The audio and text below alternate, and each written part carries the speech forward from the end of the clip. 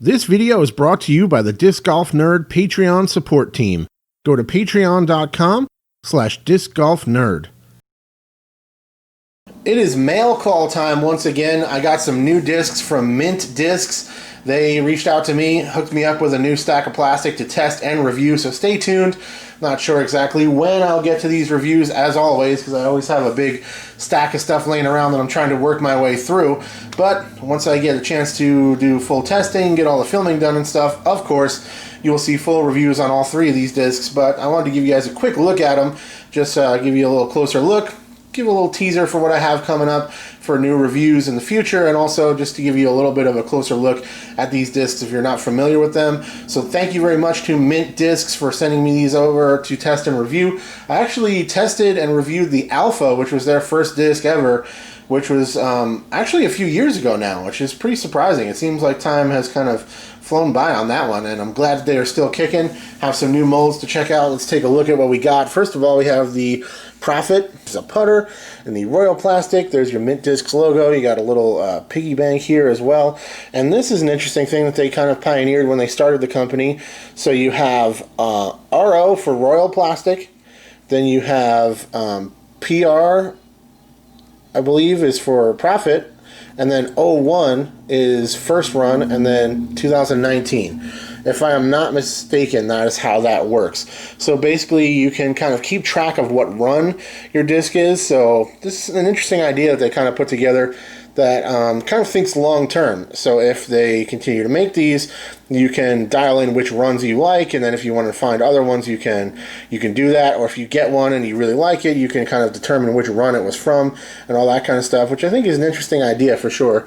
This thing has a really flat top. Let's move these other ones for a second. Super flat top on this guy.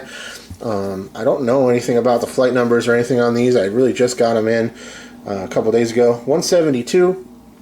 Has a bead on there, and there's a look at the profile on this thing. I'm willing to bet this is a pretty stable putter based on the way it feels. Probably something you can throw pretty hard and putt nice and flat with it, but we will see once I get out there and do some testing. And of course, if I can track down flight numbers or any of that kind of stuff, I will put that stuff in the review as always. And yeah, the plastic feels nice. It's pretty firm, like there's no real flex to it, just a little bit if you really crank on it. No real give under the thumb. Definitely pretty stiff plastic, but it's got kind of a velvety, soft texture to the outside of the plastic here, but definitely a firm feel in the hand overall. One more look at the profile on this guy. Be interested to get out and test that one, as always. Always fun. Get out and try some new plastic. Let's take a look at this one next. This is the Bobcat. So this is a stable to overstable mid-range from what I understand. And this one also pretty flat on top. Does not have a bead.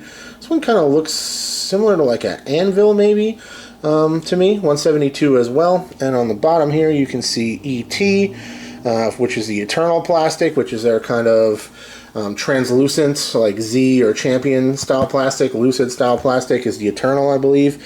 And then you have BC for Bobcat, 01, which I believe means first run, and then 2019 for the year that it was made. So this one feels really nice in the hand. Really smooth lines here.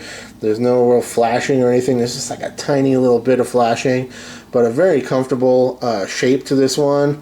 Pretty manageable. Size, rim too. Like, I feel like this one has a really nice feel. Definitely interested in getting to check out this one. And a pretty cool little stamp on there as well. And this one's beautiful. I'm not sure what kind of plastic this is. It says SB.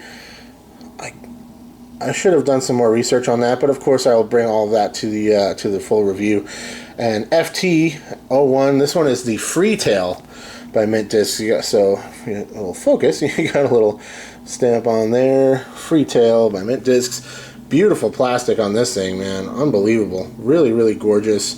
Metallic, kind of swirly. My camera's having a little trouble focusing on it. It's got so much kind of shiny metallic look to it. Let's take a look at the bottom here. Is this one also 172? Wow, what do you know? And yeah, gorgeous look to this one. Really nice feeling plastic. A little bit of flex to it. It's got a really nice grip. Very grippy plastic. Feels super nice. And the profile on this one is very comfortable. No hot spots. Very rounded, soft edges there. I like that quite a bit, and this one will be interesting to get out and test as well. Really like the feel of that. That feels super nice in my hand for sure. The plastic is very grippy and seems like it'll be quite durable as well. If I'm not mistaken, I don't know if this is, I don't think it's a secret or anything. I'm fairly certain these are molded by MVP. So they have the same plastics. That weight sticker on there definitely makes me think that as well. And I remember thinking that with the Alpha, that it felt just like Neutron plastic, one of the ones that I tested, and then the Eternal has that, what is it, Proton kind of feel to it.